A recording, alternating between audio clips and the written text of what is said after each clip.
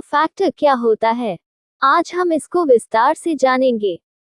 Technical भाषा में voltage और करंट के बीच के कोण को ही पावर फैक्टर कहते हैं।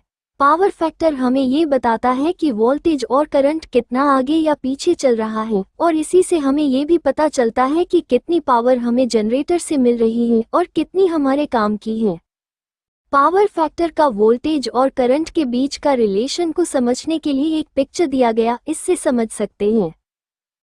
आइए अब हम पावर फैक्टर के फॉर्मूले को समझते हैं। पावर फैक्टर पावर और वोल्टेज गुना करंट का आनुपातिक मान होता है। यहाँ पर फाई वो एंगल है जो वोल्टेज और करंट के बीच बनता है। यह एंगल जितना कम होगा उतना ही अच्छा पावर मिलेगा। इसकी वैल्यू 0 से 1 के बीच होती। यदि वैल्यू 0 है तो पूरी पावर मिल रही, और अगर वैल्यू 1 है तो पूरी पावर वेस्ट हो रही है। पावर फैक्टर अलग अलग लोड के कारण बदल सकता है, जिसमें रेजिस्टिव, कैपेसिटिव और इंडक्टिव लोड शामिल हैं।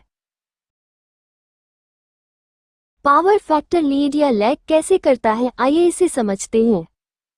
रेजिस्टिव लोड यदि लोड पर रेजिस्टिव लोड लगाया गया है, जैसे कि कोई हीटर, तो वोल्टेज और करंट एक साथ चलेगा।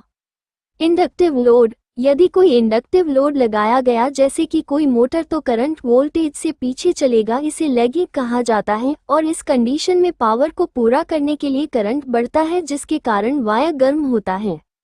कैपेसिटिव लोड यदि लोड पर कोई कैपेसिटिव लोड लगाया गया तो करंट वोल्टेज से आगे चलता है, जैसे कि कोई कैपेसिटर लोड पर लगा हो। इसे सुधारने के लिए पीएफ पैनल लगाए जाते हैं।